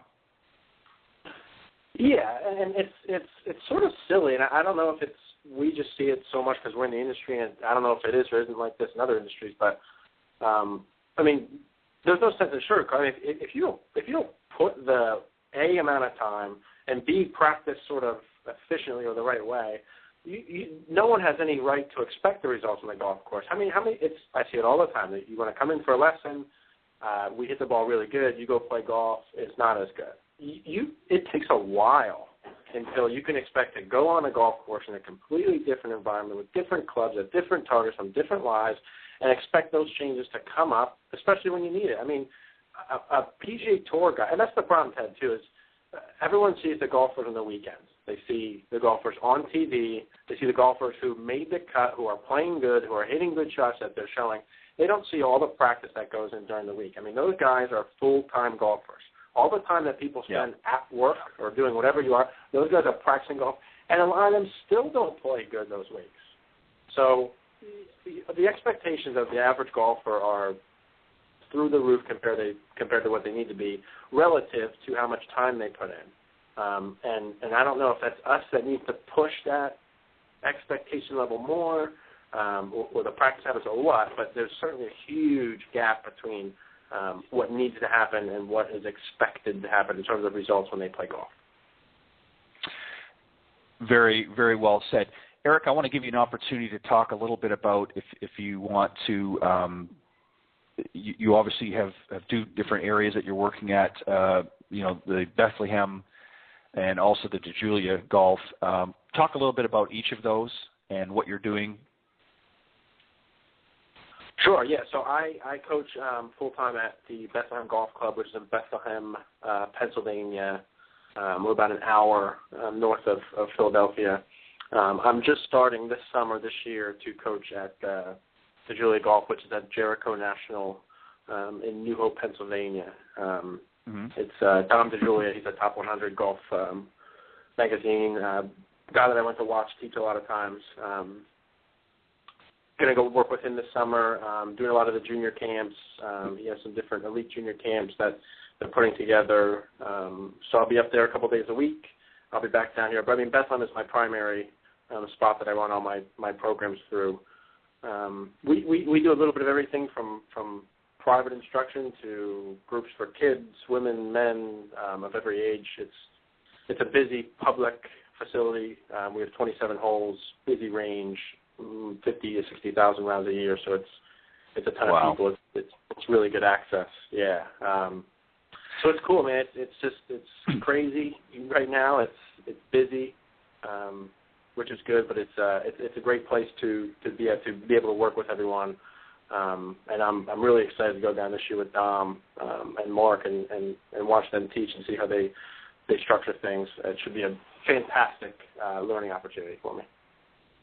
What, now, given the fact that I know, much like Preston was, you're in that age group, you're still, fairly new to the business, if you will. You obviously have earned some stripes, for lack of better words, but you're still relatively, young. What are some things that you've taken away, that you've learned from some of the students that you've worked with so far that have helped make you a better coach, do you think? Oh, man, everything. I mean, I think when I give, if I have a session with someone, that I learn just as much from them as they do from me. It sort of blows my mind. I mean, I'm the type of person, like, I'm either working golf, I'm studying golf swings, I'm working or studying 24/7, and it's been like that for sort of the past 3 years, and it sort of amazes me how each day goes by and I learn something different. Like how in the hell did I not know that yesterday? So I mean everything is what I learn from my students. It's how I talk, what I say, what pieces I need to say, how I need to work with people differently. I learn a lot about myself, as a golf coach, just as much as I do learn from them. And each and every person is different. I mean, I rarely am I given the same golf lesson or saying the same thing.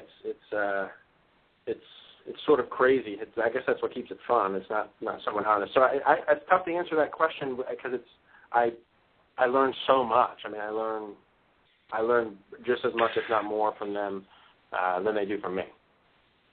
And that's a great thing, in my opinion. I think it's great that we, as instructors, need to learn from the students. And I think some of the others that have been on the program in the past, I've asked this question several times, and there's a reason for it. I just like to, get other coaches' inputs and thoughts on that question, because I think it's important. I think we need to be mindful of what we can take away from any particular lesson. But overall, I think some of the answers, give you an example, that some of them have talked about in the past, and I think even earlier tonight on the program, is patience. I think patience is something that that takes time. You're not born with patience. It's like an acquired taste. It takes some time to develop that, and believe me, in an industry where you're teaching, sometimes with individuals that can be very difficult, and it can be very cumbersome at times, you have to develop a certain amount of patience to be able to handle that. So that's something that some of the other coaches have chimed in about, is patience is one. And also an ability to hone their communication skill, if you will, to be able to communicate, because as some of the panelists said earlier, I believe it was, might have been Preston had said this, but every student's different. So the way that you might teach one student is going to vary compared to somebody else. So that's something else that you need to develop over time as you mature as an individual, but also as an instructor, is the ability to adapt and assimilate to different types of students that you may be working with. Let me ask you the final question. As we get close here, believe it or not, it's amazing how fast the time goes by in this program. Golf, like so many other industries, has taken quite a hit in the last several years. I think, those that are being realistic, I think, understand that. Do you have any theories as to why you feel that there have been so many that have stopped playing? Certainly there's new ones coming to the game, but there have been quite a few that have stopped, and how we can get some of them to re-engage. Some of those that maybe have dropped off, maybe they've gotten out of due to frustration, they've gotten out of cost, or what have you. What are some things that we can do as instructors, and what are some things that you particularly are working towards to try and get some of those people to re-engage into golf? Yeah, so I think there's a couple of main things that I'm not going to probably say anything new, but it's time is a huge factor. Yep. Money, the cost to play golf can be sort of ridiculous in my mind. Mm-hmm. The difficulty in the game would be the third game, and then the sort of I'm not sure what I'm looking for, but us not being welcoming, sort of like there's a nose up type of mentality, right, in golf. And I don't the price thing is a huge factor. I mean, there's a lot of sections of the United States or wherever that get eliminated from being serious golfers due to price. There's no getting around that. Versus, okay, if I have, we'll talk about the time thing, but if I have whatever amount of money to spend, well, I can go outside and play basketball, I can play baseball, I can play tennis for nothing, or I can spend $1,500 on clubs, a couple $100 on balls, gloves, tees, and $150 to go play for 6.5 hours at a game that's hard as hell. I mean, for certain segments of people, I don't know how to get around that. I think there's certain things we can do for the time factor, right? So by the time you drive to the course, you play, you go home, it's 6-7 hours. It's a big commitment. Yeah, it's a big commitment of time. I think so, one of the things, and go ahead, sorry. That's right. So there's ways we can do that. I mean, in terms of pace of play, in terms of teeing it forward, like the PGA has done, and I think we could do a lot more of getting off of the 18-hole format. I think we could do way more of playing 6 holes or 9 holes or 12 or whatever. Obviously, the courses have been built for 18 holes, so in terms of getting from whatever hole back in can be a problem, but we don't need to be playing 18 holes all the time. We don't need to be playing 9 holes all the time. Right. Pace of play and taking it forward is definitely another way around that. The difficulty of the game, I hope that we're trying to dent into, coaching and spreading good information, and shows like this, I hope are making a difference with that. And, it's in terms of what we're doing, I mean, I guess we do a lot of what everyone else does. We do the Get Ready Golfs. We do another guy that I coach with named Mark Sensitz, his name is. He does a lot of free seminars. We do a lot of free seminars. We do family golf nights, stuff like that. trying to incorporate different things into golf to get families and people to come. But due to those other barriers, it remains. I mean, it's tough. It's tough. Yeah, and I think too, and I've talked about this openly on the program before. I think there's really two areas of golf that really need to be much more heavily targeted. Number one, and there certainly is a lot of headway happening, particularly in one, in the junior programs. There's a lot more junior programs starting up in the country and around the world. But there's still another segment of the population that isn't as heavily targeted, and that is, believe it or not, women. There's a lot of women that have moved into the corporate world that are interested in, and golf, as many people that have been around the game for any length of time know that golf is a very, very successful business tool. And a lot of women are starting to be exposed to that, and I think that's a whole. I mean, if you think about it for a second, women represent at least 50% of the population globally, and yet they have the smallest percentage of women play golf, and it's because it's. I think what you were trying to say earlier is there is still a bit of a stigma in the golf industry about being approachable, and I think that right. it can be very expensive at times. To just equip yourself to play, even at the lowest level, it still can be quite pricey, even though there's some great public courses out there that you can play. But also, too, I think the courses need to be a little bit more open in their marketing, and I can think of a myriad of examples, but and we don't have enough time left to get into all of them, but we'll talk about them in future programs. But Eric, I want to give you just a moment here or two, if you want, just to, as I like to say, do the shameless plug and talk about where you are and just to let everybody know if they want to get a hold of you, and then we'll wrap up. Yeah, sure. And the only thing I want to say real quick before I do that, like you said, in terms of the price, that we do need to make a difference of. Think about if you're a kid who's a junior or high school and you don't have parents who can play for you to play golf. Even if you go to a public golf course and say it's $20, $30 to play, you either need to have bought golf clubs for hundreds of dollars, or you would need to rent clubs for, let's say, another $20-some. So if you're a kid who doesn't have the financial resources to play, you would need, at least at minimum to rent clubs and play, you need at least $50. That's lowballing it big time. So how is that sort of kid expected? How are we supposed to bring those people into the game with that factor? They can go outside and do anything else for free, or they can be online and social media for free. That's a big problem, in my opinion. So that's a bigger topic. I guess we can delve into at another time. And I'm going to actually I'm actually going to do that. I'm going to bring that in as one of the topics because I think it's important. And even though we brushed across it a little bit lightly here tonight, and I've talked about it a little bit in other times, it's an important topic. There may be some out there that are in denial about it, but the truth of the matter is, even though there are more people getting into golf, there's at least an equal, if not greater, number of people that have gotten out of golf for some of the reasons we've talked about tonight. And I think that the industry needs to really take a serious look. And I know that there are some changes happening, but we're in and you're part of that generation. Now, you fortunately have a vested interest in golf. You enjoy it.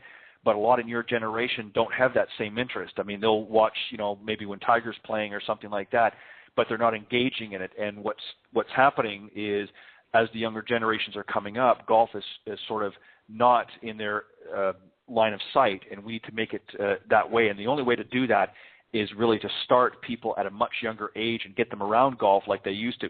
I really think one of the best things that they could ever do, I think, and it's something that's just about shriveled up and died like an old prune, is they need to bring back a caddy program. I think a nationwide caddy program, and get some of these younger kids out there involved in it and around golf courses.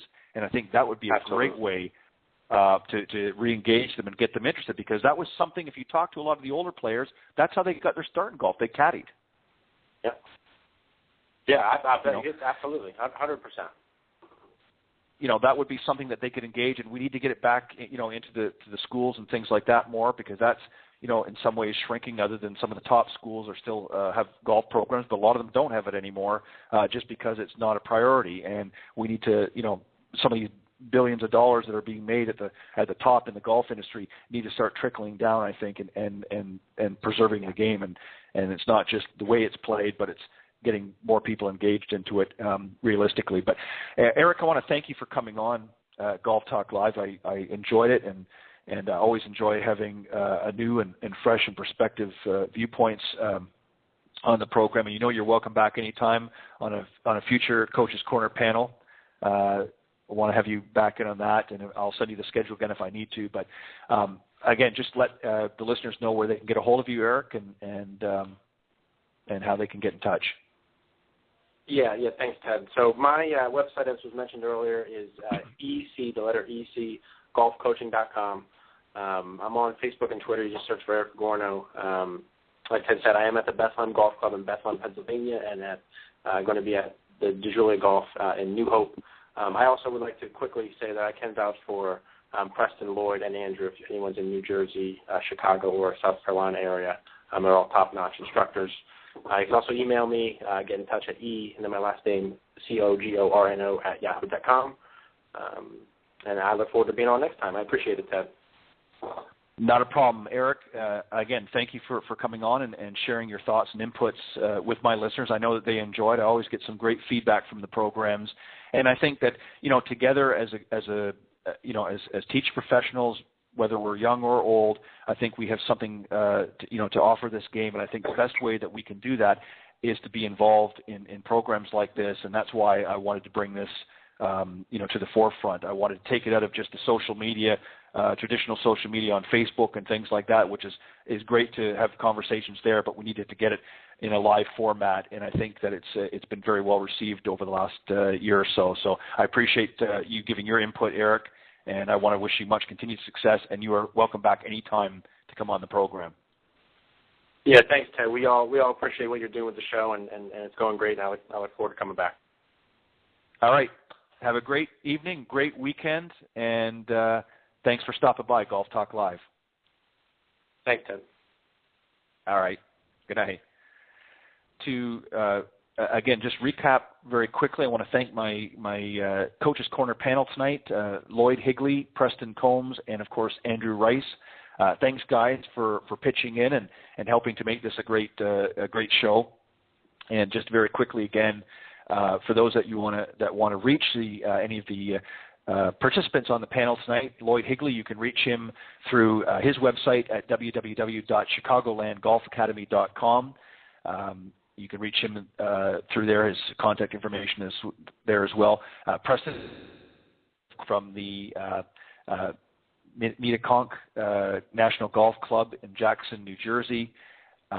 You can reach him through his website, yourpargolf.com. And Andrew Rice, of course, the Director of Instruction at the Berkeley Hall Club. You can reach him through his website at www.andrewricegolf.com. Thank you, guys, for pitching in on Coach's Corner panel tonight. I appreciate it. Thanks for all of your input and comments. And, of course, my special guest this evening, Eric Cogorno, PGA teacher, professional, and coach at the Bethlehem Golf Club and DeJulia Golf in New Hope, Pennsylvania. And his website, of course, you can reach him at www.ecgolfcoaching.com. And I want to also just give a very special thank you to some sponsors and supporters of the show, Mr. Jonathan Laird from South Coast Golf Guide. You can reach him at jonathan@southcoastgolfguide.com. And if you want to pick up a copy of his guide, it's got some great courses down here to the southeastern part of the United States. You can just visit southcoastgolfguide.com, or you can check him out on Facebook at South Coast Golf Guide, and you can find out how you can get your hot little hands on a copy of his guide. Thank you, Jonathan, for supporting and sponsoring this program. And also to Nikki and Tiffany Litherland, for help spreading the word, and congratulations to Tiffany. She is expecting a child, I think, in November of this year. So congratulations, guys, for bringing another little one into the world. And we look forward to, and I believe it's going to be a girl, if I'm not mistaken. And, of course, Mr. Bernie Pinder of Ontic Golf. Thank you for doing all the great work that you do and your custom line of putters. And Mr. Peter Doyle from Doyle Golf Solutions over in Ireland, thank you as well. And also to Meredith Kirk, Mrs. South Carolina 2014, and she's going to be going for Mrs. USA in August of this year. So good luck and much continued success. And, of course, she is running the Meredith Kirk Golf and the Endless Golf Myrtle Beach magazine. You can check her out there at in Myrtle Beach. So thank you, Meredith, and thank to all of my guest panelists tonight, and of course my special guest, Eric Cogorno. Thanks, guys, for stopping by. Don't forget, every Tuesday, Cindy Miller and I, LPGA professional Cindy Miller and I, co-host the Women of Golf every Tuesday on blogtalkradio.com/Women of Golf, and that's at 9 a.m. Eastern Time here on blogtalkradio.com. Have a great weekend, everybody, and I will see you back here on Golf Talk Live next Thursday at 6 p.m. Central Standard Time, right here on Golf Talk Live. Thanks. God bless everybody, and have a great weekend.